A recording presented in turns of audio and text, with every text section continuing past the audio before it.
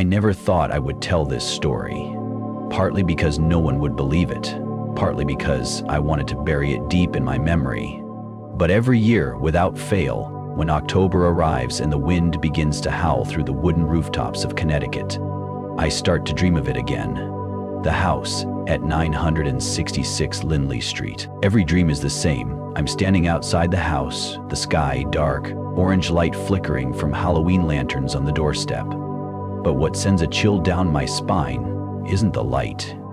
It's the shadow of a person standing behind the second floor curtain, unmoving, faceless, just standing there. I once lived there for about 2 months in late 1974. We moved in at the start of October.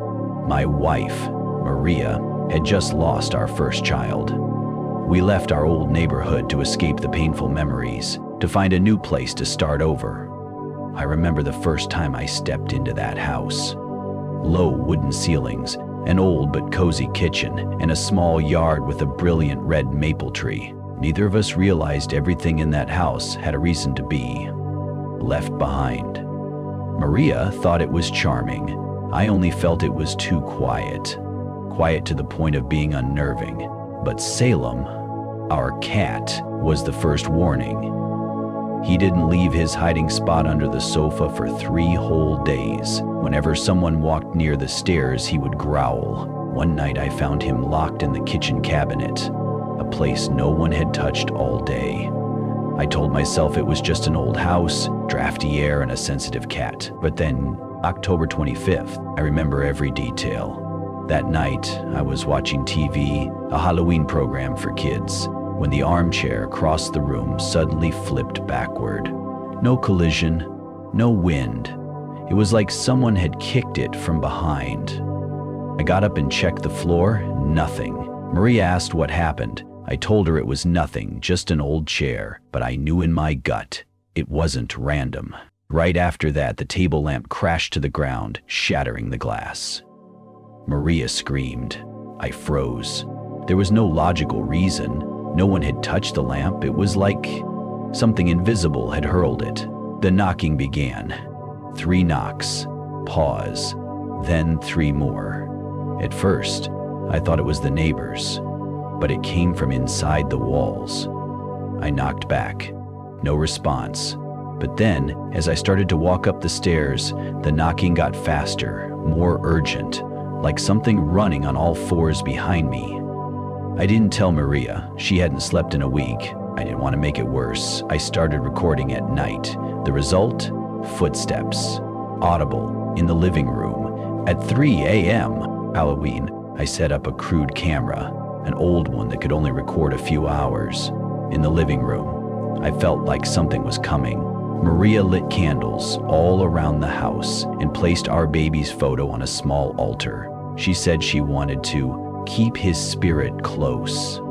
I wasn't sure if that made things better or worse. 17 a.m. In the footage, I saw the chair levitate about 8 inches off the ground before slamming against the wall. No wires, no person. Next, a vase was flung across the room. Then the kitchen cupboards burst open, dishes flying like someone had gone mad. But the most terrifying part, the radio with its batteries removed turned on. A deep, hoarse voice said, "This is not your house." Maria fled the next morning. I called the police. 3 officers came. All of them heard moaning in the walls, saw the furniture move, and one, Officer Ward, swore something invisible pushed him down. Reporters came. They wrote stories and took photos. Some called it a hoax. But the Bridgeport police quietly sealed the house off. No official statement given. Maria never went back. Salem died 3 days later.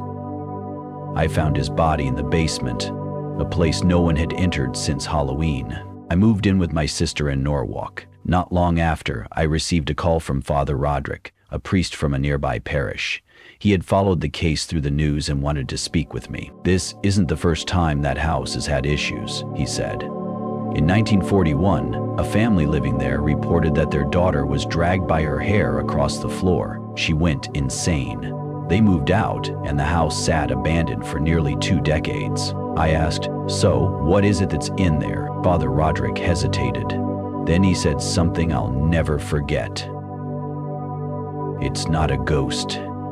It's a parasite, feeding on sorrow." I didn't understand until the dreams began, not of the house anymore, but of a little girl around 8 years old with long hair and a white dress stained with blood, standing at the foot of my bed.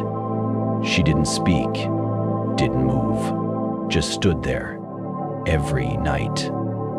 These past few nights, I haven't been able to sleep. The girl in the white dress keeps returning to my dreams.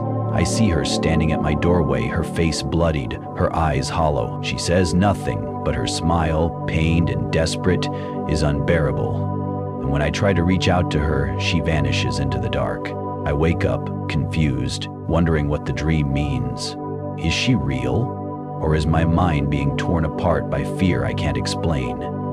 But night after night, her image sharpens, as if she's trying to say something I cannot understand. I began searching the house.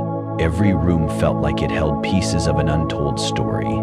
Everything was covered in dust, untouched for years, but even old items, a rusty clock, faded family portraits, felt wrong. One painting on the wall had nearly decayed from time, but I could still make out the woman's eyes. Her gaze, cold and hollow, instilled a fear I couldn't explain. And then, something strange happened. As I stood near the painting, a soft breath echoed in the silent room. I turned. No one was there, but the sense of being watched from the shadows gripped me tightly. I shuddered but continued searching. At home, I couldn't sleep. The haunting images and the inexplicable sounds, they clung to me even while awake. It felt like the house in Bridgeport was watching me, silently from a distance. I told the father. He came to perform an exorcism at my house. After that, the dream stopped, but he warned, if you go back, it will cling to you for the rest of your life. At midnight, I awoke to knocking. 3 knocks, silence, then 3 more. I checked the clock. 3:17. I am. That feeling, unforgettable. Every time it happened, the memory of that house returned. I knew I couldn't escape it. Trying to stay calm, I noticed a faint light in the corner of the room. The curtain in the living room swayed gently, though there was no breeze. The feeling came back, just like the moment I saw the figure behind the curtain in Bridgeport. That night, I made a decision. I had to return. I needed to understand what truly happened in that house. I drove to Bridgeport at midnight, alone, and stood before the house that had witnessed all my nightmares. When I stepped inside that house again, everything was just as I had left it. Nothing had changed, yet a growing unease filled me. I thought I was prepared, but I couldn't shake the feeling of being watched. The front door was wide open, shadows flickered in the air, and the house still carried that cold presence, like a lingering memory. This time, it was completely still, dark, but the unease smothered the air. As I stepped onto the porch, I heard knocking again, not from the walls this time, but from beneath the floor, as if someone was pounding from under the basement. I couldn't help but remember what I had once found there, something buried, not just a box. I began to search again, not just with my eyes, but with every instinct screaming inside me. Under the dim flashlight, I moved around the old basement. There, I found something new. An old wooden table, thick with dust and cobwebs. On it is an ancient clock, its minute hand still moving. As I touched the clock, a sudden cold gust blew past, and a voice whispered from nowhere, "You found it, haven't you? But do you know what's buried here?" The voice wasn't Maria's, not anyone I knew. It was cold and empty, as if echoing from another world. I froze. Something, or someone, was still in the house. Suddenly, the wooden table began to shift, slowly but unmistakably. A dragging sound scraped from inside the wall. I turned, sensing something unexplainable, and drawing closer. That presence, it wanted to drag me down there, into a place I knew I'd never return from. But as I turned, my flashlight landed on a horrifying image. A shadowy figure stood in the center of the dark room, indistinct, faceless, but unmistakably a woman. Long hair, white dress, red stains trailing down her body. I couldn't run. I just stood there, frozen, consumed by this nightmare. The voice returned in my head. This is our place now. You can't leave. The window shattered, and I was swallowed by the dark.